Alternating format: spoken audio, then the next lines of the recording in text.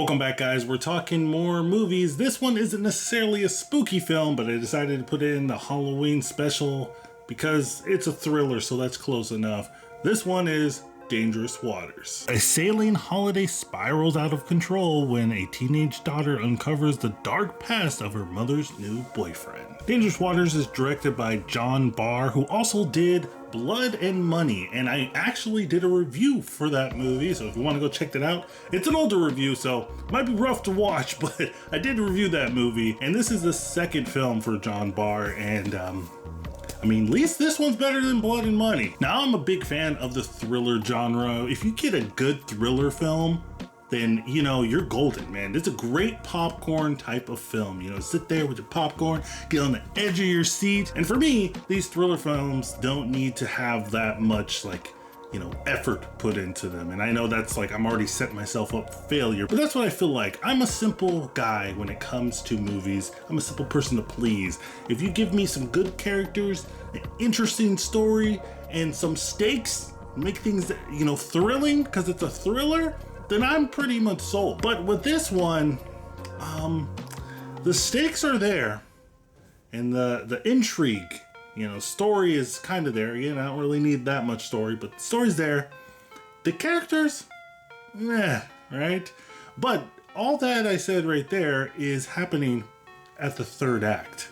So we got 2 acts to get through before it actually gets good, so let's talk about Dangerous Waters. But before we actually talk about Dangerous Waters, I guess I should do a little spoiler warning for this, because the trailer kind of gives the entire movie away. So if you don't want the movie to be pretty much spoiled for you, I'd just probably say, save this video for later, go watch the movie if you're interested, and come back.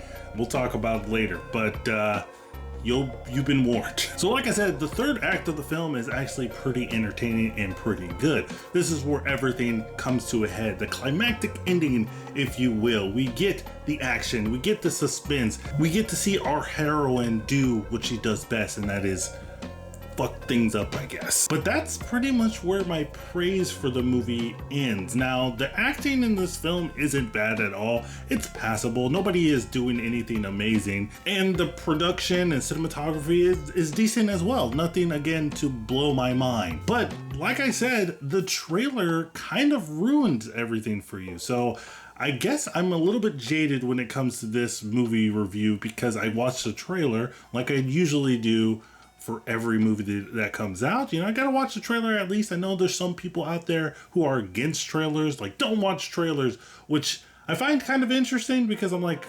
how do you know if you're interested in a movie by just the poster? If you go into a movie just by the poster alone, man, I don't know how that would work. The Trolls Rock poster looked pretty cool, so if I knew nothing about Trolls and just went into that one, I don't know how I would feel. But that's something I want to know. Are you guys the type of audience members that don't watch trailers? You just see a title of something online that's like, hey, they're doing The Creator.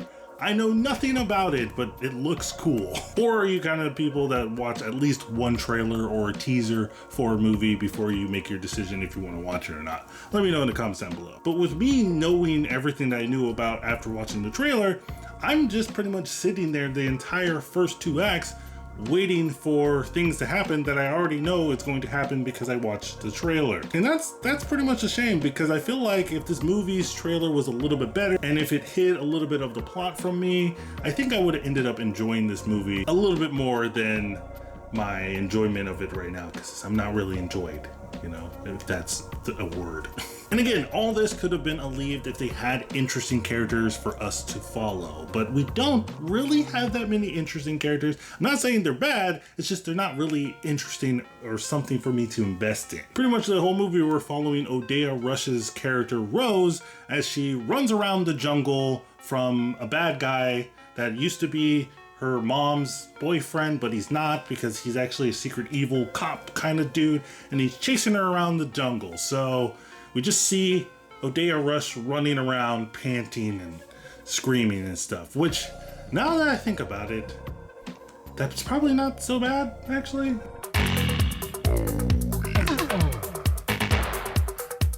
This movie also has the late great Ray Liotta, and this unfortunately is his last film, his last appearance on screen, and his performance. You want to know how his performance, his last movie, you know, I feel bad for him. I feel bad for his fans. I feel bad for anything like that, because this performance, while he is just fine and everything, the script that he's given here, his character is not able to do much. And it's really weird because they built his character up as the final boss of this movie. And then he comes on screen and then he leaves just as quick as he got on screen. So kind of confused why they build him like he's first bill on this movie. Like they are like Ray Liotta and everybody else, which I find a little bit disingenuous, because I know probably what this film was doing here. You know, they're trying to market it as Ray Liotta's last film, but he's really in the film, so people that are a fan of him watch this movie and they don't get what they want. So that makes me feel a little bit icky. But ultimately, guys, Dangerous Waters isn't really that dangerous. It's kind of boring. It's kind of bland, you know. The characters aren't really that interesting. The story is kind of meh, and the thrills only happen at the third act of the film. But if you do like this film, or you want to watch an actually good thriller, I think I got some recommendations for you. Now this one's a new one, but a good one, and it is called Plane. This is a action thriller. It stars the dude that played Cage. Don't know why I don't know his name. And the dude from Evil. And Gerard Butler with his little, you know, him trying really hard to have an American accent that forces his face to turn a certain way. But this movie I had a lot of fun with. It felt like a throwback to like the late 80s, early 90s action thriller films, and that's exactly what you get with Plane. It's very simple.